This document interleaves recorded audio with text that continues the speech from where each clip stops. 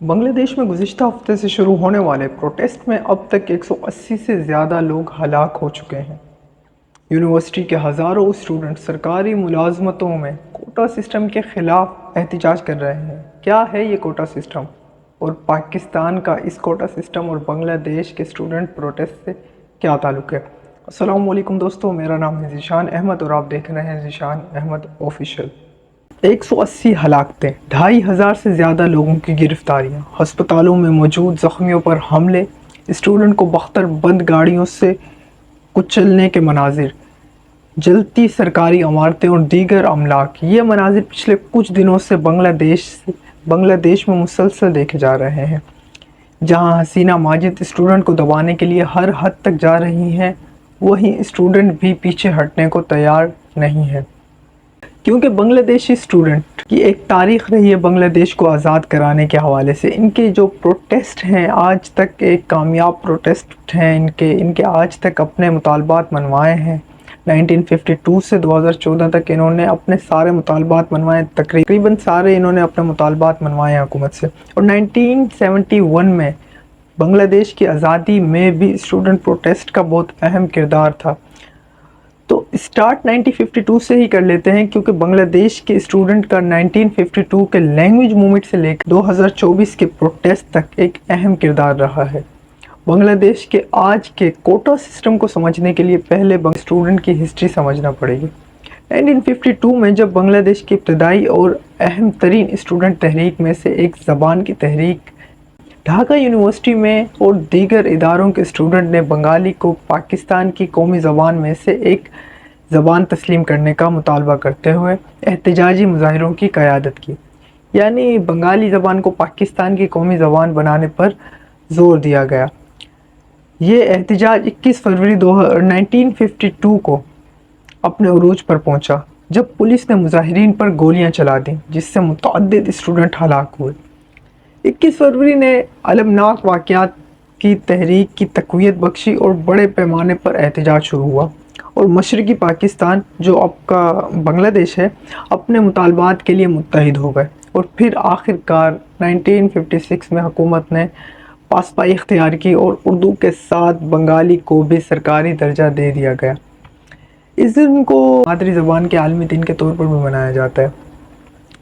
بنگلہ دیشی اب بات کر لیتے ہیں کہ اس سارے سلسلے میں پاکستان کا کیا کردار ہے، پاکستان اس میں کیا ملوث ہے یا نہیں ہے، اس پورے اسٹوڈنٹ پروٹیسٹ میں پاکستان کا کوئی ہاتھ ہے یا نہیں۔ دیشی وزیر اعظم شیخ حسینہ ماجد اور ان کے پارٹی کے لوگ کہہ رہے ہیں کہ اس میں کہیں نہ کہیں پاکستان ملوث ہے۔ اب بات کر لیتے ہیں کہ اس اسٹوڈنٹ کے کیے جانے والے اس احتجاج میں کہیں نہ کہیں تعلق پاکستان سے ہے یا نہیں۔ ویسے تو یہ مظاہرے سرکاری نوکریوں میں کوٹا سسٹم کے خلاف ہو رہے ہیں، جس کے تحت 56% نوکریاں کوٹا کے تحت تقسیم کی جاتی ہیں، جبکہ باقی رہ جانے والی 44% کو میرٹ پر تقسیم کیا جاتا ہے۔ اس سے 56% میں سے 30% کوٹا ان فریڈم فائٹرز کو اور فریڈم فائٹرز کی فیملی کو دیا جاتا ہے جنہوں نے نائف میں پاکستان کے خلاف جنگ لڑی اور بنگلہ دیش کو آزادی دلانے میں اہم کردار ادا کیا۔ اس کے علاوہ 10% کوٹا ان خواتین کو دیا جاتا ہے جو 1971 کی جنگ سے متاثر ہوئی تھی، اور 10% کوٹا ان کی نسلی اقلیتوں کو دیا جاتا ہے، اور 10% کوٹا ان کی جو 1971 میں متاثر ہوئی تھی خواتین ان کے لیے رکھا گیا ہے، اور 10% کوٹا ان کی نسلی اقلیتوں کے لیے، 5% اور 1% معذور افراد کے لیے بھی رکھا گیا دوستوں۔ لیکن اب بنگلہ دیش میں بڑھتی ہوئی بے روزگاری نے اسٹوڈنٹ کو سڑکوں پر آ کر انصاف مانگنے پر مجبور کر دیا ہے، اور اس وقت ملک کے کئی اہم شہروں میں اسٹوڈنٹ بڑی تعداد میں اور بڑے متحد ہو کر اس سڑکوں پر موجود ہیں۔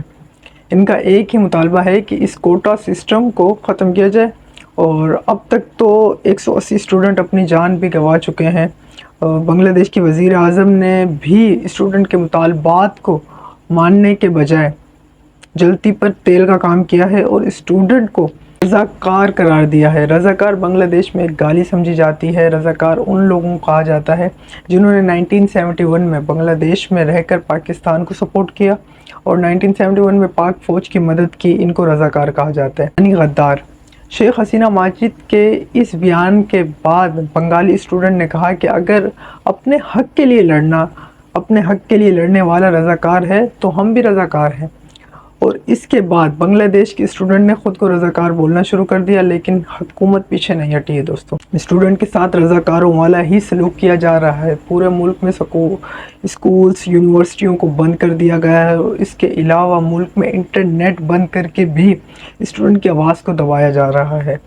اور اگر کوٹا سسٹم کی بات کرتے ہیں تو 2018 میں حسینہ ماجد کی ہی حکومت نے اس سے ختم کر دیا تھا، مگر اس ہائی کورٹ نے اس سے دوبارہ بحال کر دیا ہے کوٹا سسٹم کو۔